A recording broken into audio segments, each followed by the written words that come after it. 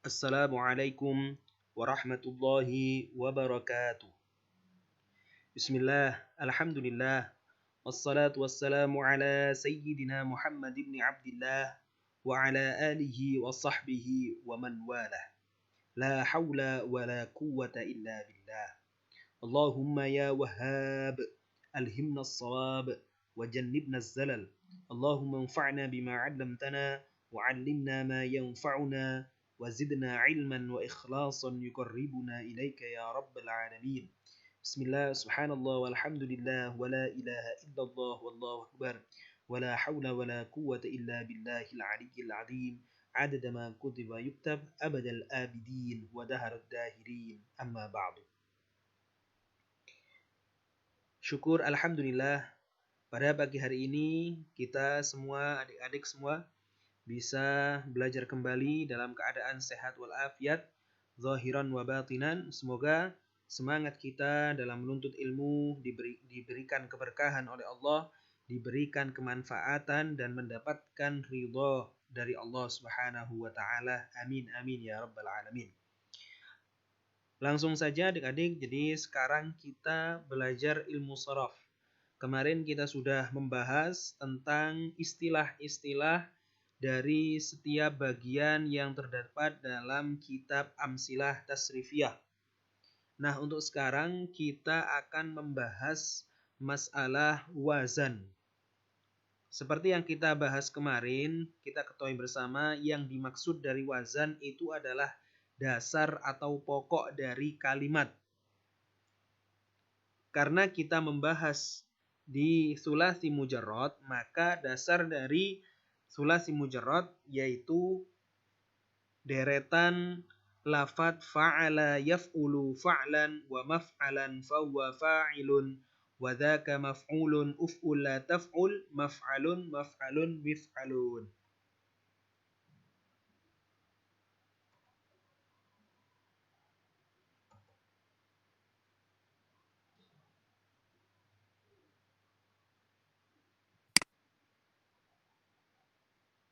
Nah, bisa dilihat di situ adik-adik. Fa'ala yaf'ulu fa'lan wa maf'alan fahuwa fa'ilun. Jadi ini harus kita hafalkan.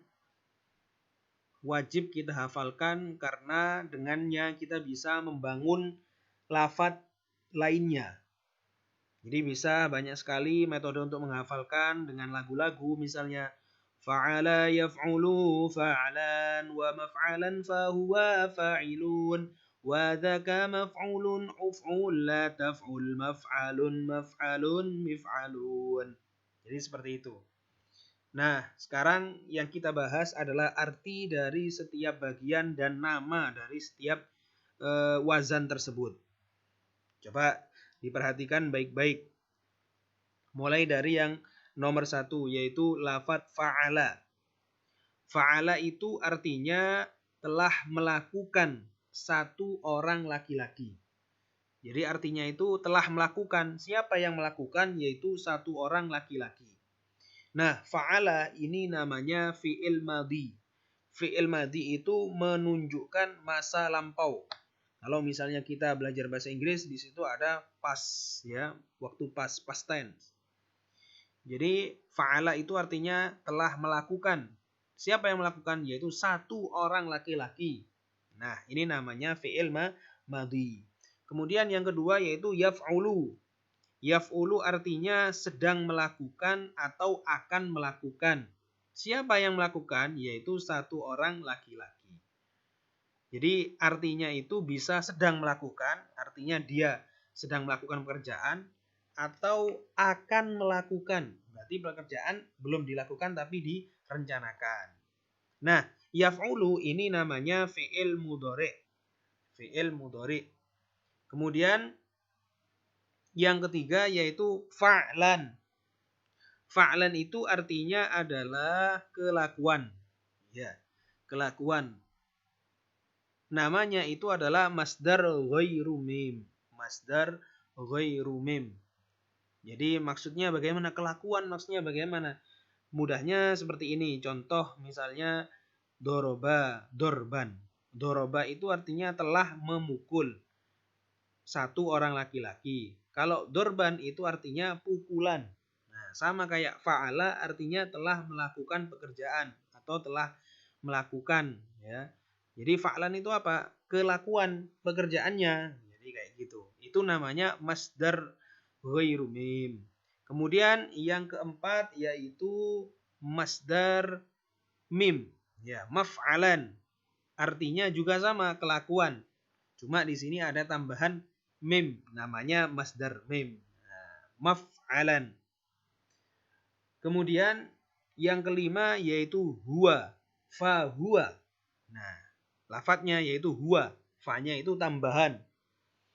Huwa itu adalah artinya adalah dia laki-laki. Dia laki-laki. Nah, itu namanya adalah isim domir. Isim domir. Saya lupa menuliskan di situ ya, bisa dituliskan nanti sama adik-adik sendiri. Namanya isim domir. Isim domir. Itu artinya dia laki-laki. Kemudian yang nomor 6 yaitu fa'ilun. Fa'ilun artinya orang yang melakukan, atau di sini adalah sebagai subjek, pelaku dari pekerjaan. Ini namanya isim fa'il, fa'ilun. Kemudian selanjutnya yaitu wadaka, zaka. Zaka itu artinya itu. Jadi kalau menunjukkan sesuatu itu bahasa Arabnya adalah zaka. Nah, itu namanya zaka itu namanya isim isyarah. Ya, mengisyarahkan terhadap sesuatu. Maka itu namanya zaka. Selanjutnya yaitu maf'ulun. Maf'ulun itu artinya yang dilakukan atau objeknya. Ya. Jadi objek dari pekerjaan itu adalah maf'ulun. Misalnya kalau mudahnya madrubun. Madrubun berarti orang yang dipukul. Nah, seperti itu. Itu namanya maf'ulun, namanya adalah isim maf'ul. Ya, namanya isim maf'ul.